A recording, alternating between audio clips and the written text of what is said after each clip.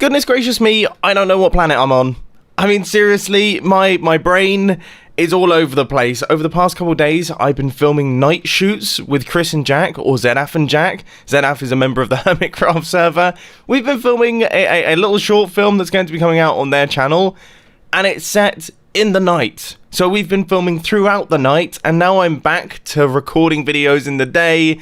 Everything's kind of, my body clock is just, it doesn't know what way is up anymore. And to make matters worse, in 3 days time I'm off to Nashville, so jet lag is going to be compounded in. I mean, what is going to be happening? So if I say anything ridiculous or stupid during today's Hermitcraft episode, then we can entirely blame it on that. Anyway, this episode is going to be exciting. It is episode 124, and we're going to be building a ridiculous industrial farm. Let's go into the redstone testing world. I've got some designing to do. I was thinking about all the farms that we've built so far in this Hermitcraft season, and there's one farm that I always have that I haven't had this time, and nobody seems to really have them. It's just a regular hostile mob farm, so I'm always running out of string, I'm always running out of bones, spider eyes, all that sort of thing.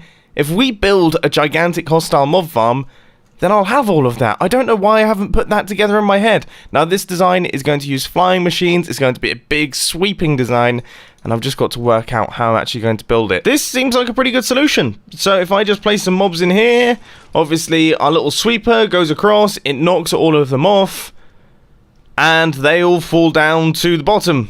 So we'll have a little collection system there, and we'll have a little collection system on the other side. Obviously, it's going to be a lot bigger than this, and then if we want to turn the farm off, because I imagine a bunch of flying machines doing that is going to cause a lot of lag, then all we have to do is have a bunch of wiring running into one side, and then everything will stop there. The only thing that I'm wondering is, how big should we make these platforms?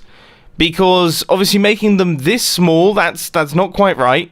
Okay, we can't make them that small, because that seems like a waste of space, but also we can't make them that big, because it takes a certain amount of time for our mobs to actually make their way across. And if we make it too long, then that means we've got a lot of mobs that are staying alive in the system, which is going to mean that the mob cap gets filled, and that's going to reduce the efficiency of the farm. Now, I'm not trying to make the most efficient farm in the world here, I just want to make a decent one, but still, I don't want it to be totally inefficient. So, I don't know what to do. Maybe just pick a number. Let's just pick a number. 32. It's going to be 32 blocks long. We're going to have 9 modules. That means that we have 32 times 10 times 9 spawning spaces for mobs, which is 2,880 possible spawning spaces in our thing. Considering we have very few spawning spaces here and already things are spawning, I think we're going to do pretty well. So now I actually have to gather up 2,880 white concrete because I want this thing to look cool. Thankfully, I do seem to have the gravel for it, so all we need to do is gather up 2 shulker boxes of sand. Actually, not too bad. Every single time I go to gather large quantities of sand, I always forget to bring a bed, and then I get surrounded by mobs to the point where it's incredibly dangerous. But after multiple trips back and forth, and eventually now running out of my shovel, we have got 2 shulker boxes of sand, and then we also have 2 shulker boxes of gravel here, which is enough to give us 4 shulker boxes, I believe, of concrete powder, which is great because I want to use white concrete for the actual floors of this thing, but then I think I want to use grey concrete for all of the details. Anyway, now that we've got the resources gathered, it's time to actually find a place where we're going to build this thing. So the sort of spot that I'm looking for is ocean, which is great because my base is of course surrounded by ocean. And it kind of needs to be clear of too much land, because then of course mobs will spawn on the land, and then it will reduce the mob cap and things. This area looks quite good. Like the area literally next to my base. There is, just over there, is my villager breeder. This... I mean, we could do it as an extension of the base, but I kind of wanted it to be a little bit further away, because I kind of want it to look like it's not part of it. Maybe this area? Or is this shallow ocean? Oh no, it looks pretty deep to me. I mean, how far down do we go? Down to y equals 30. That's not too bad. Yes, I would say this spot is the one. This is the one. Not too far from my base, but far enough away to not look like it's connected. In the deep ocean, as you can see from that biome there. So that's about as deep as we're going to go. Okay, let's start constructing some things. Except we can't, because I now need to convert all of this sand and gravel into concrete powder and then into hardened concrete. Oh my word, that's a lot. Which, I must admit, isn't too bad with this new system. Now that there are no jams, just look at this.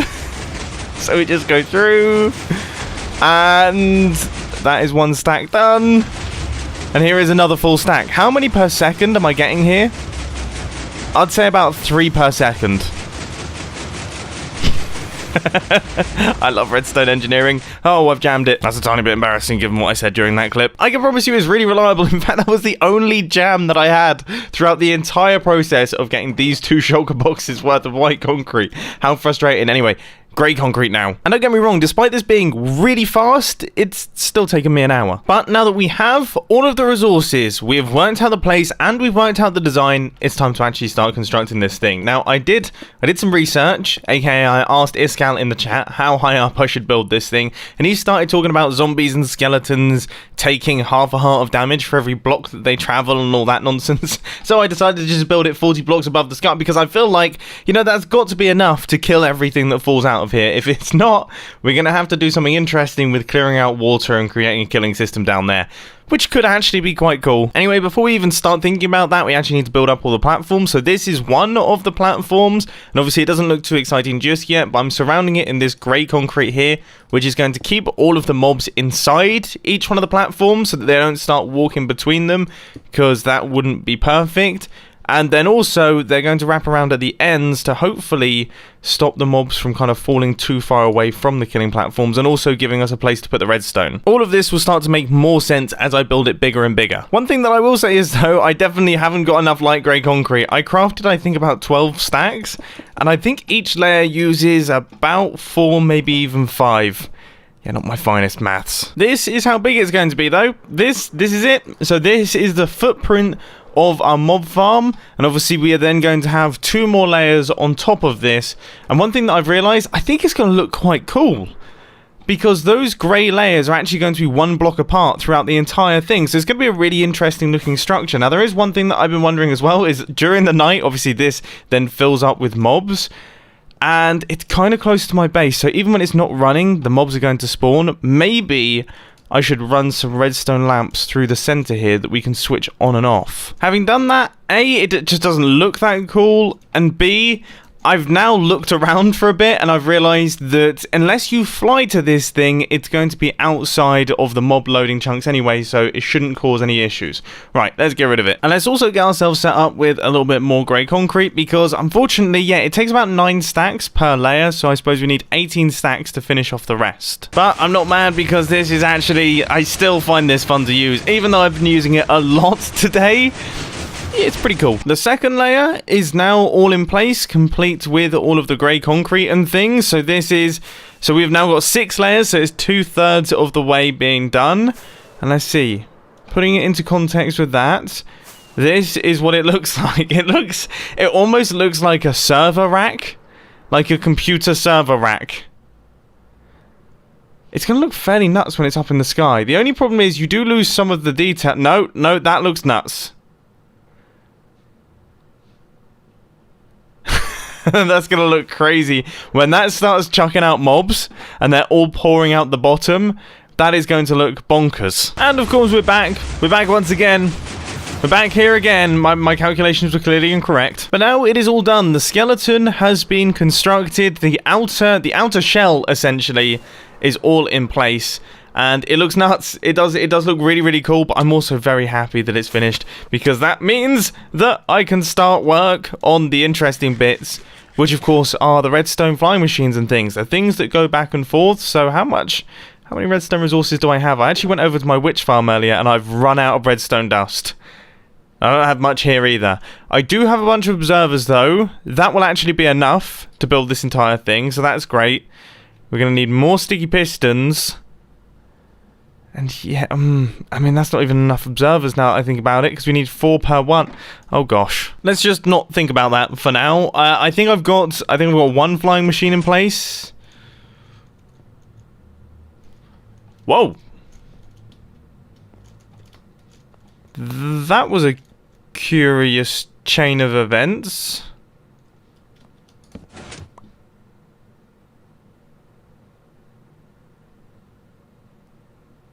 I'm not entirely sure what happened there. After a little bit of head scratching, I think I've worked it out. I'm fairly certain that this observer was powering a block that would then interact with the piston that was just underneath the observer, and it would cause an issue, right? Hopefully now it's a lot better. Okay, so the flying machine is going to go across. That is going to be sweeping up all of the mobs, and it's going to be pushing them towards the edge.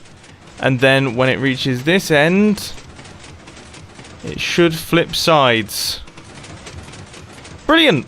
Okay, so we just have to do that 8 more times. There is a lot of repetition in this build. That is what I'm starting to realize with it. I am so glad I decided to use iron blocks for the redstone circuitry. It's subtle, but it really breaks up the smoothness of the concrete, and it just adds some nice texture to it. It's cool. One thing that I'm wondering though is, what am I going to use for the roof? Because obviously we have to build a gigantic roof over the top of this thing. Is that just going to be stone slabs? I feel like that will probably end up being stone slabs. The second layer is so much more difficult to build than the top layer. The top layer, I had all the headroom in the world, whereas the second layer, every single time you jump, you fall out of it. I actually used up almost all of my Elytra's durability in that space of time from falling out so frequently. So after multiple hours, we have now done it. Whew, I never want to build another flying machine again. It was so frustrating. As I say, I was just constantly falling out, going back up to the bottom. I've gone through about 5 stacks of rockets, and yeah, my Elytra has had to be repaired, I think, twice. It's just, it's just infuriating. Anyway, it is now done, and after falling out about 12 more times, now it is done, and already it is actually spawning some monsters here and there. This is just on the top layer alone, because all the rest of them are lit up. And that's a promising sign, I guess. So what I'm going to do next is I'm going to put in all of the blocks that are going to connect up all of the flying machines so we can activate them and then deactivate them with the flick of a lever. So everything will be in sync. And then we can actually start seeing if mobs start falling out of this thing. With that done, I've been thinking about the roof. Okay, so as I was building this, I kind of came to a realization, and that is the fact that we don't actually need an enormous roof on this thing. Despite the fact that we have gaps in these walls, we can actually remove this slime block and remove this slime block, and then we don't need gaps in the walls. So then we can go around and we can place blocks in these gaps in the walls, and then it will be dark by default. We just need a roof that covers the mob spawner, as opposed to having to extend out 15 blocks away from the mob spawner in every direction, which would make it absolutely massive. That would be enormous. The only thing that I am having to do is place in immovable objects in all of these areas here, so you're not going to see the slime block flying machines when they're at the back, but you should be able to see them through the sides, because I think I'm going to use half slabs for that. And either way, I actually think it looks quite cool, but I have just realised... Oh my word. Ooh, how am I going to do some of this? Oh, this might be difficult, actually. I might have really shot myself in the foot with this one. Thankfully, I had forgotten about sneaking. Sneaking is going to make my life a lot easier. You see, I have got to fill in a lot of these blocks that wrap around like this, and all of them are 1 block high spaces. So without sneaking, it would have taken me days, because I'd have to build up scaffolding around it. It would just be a huge skeleton of horrible dirt pillars, then I'd have to take them all down. It would be a nightmare. Of course, to do this, we're going to be using regular stone slabs, and I had totally forgotten that you now need to smelt stone so you can get large quantities of stone slabs. You know, that's a real bummer. Okay, in the early days of Minecraft, one of the only pretty blocks that you can get that is easy to get a hold of is stone slabs, and now they've made it slightly more tricky. Oh cool, look, I've got a wandering villager in my base. Normally these guys are really annoying, but I'm curious, does he have any good trades? No, they never have good trades.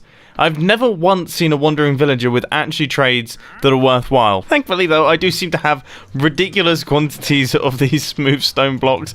I think from the many times that I tested out that mega super smelter over there, that's probably what it's from. I also kind of appreciate the fact that we can now craft slabs from our inventory. We don't have to go to a crafting bench for it. That's actually...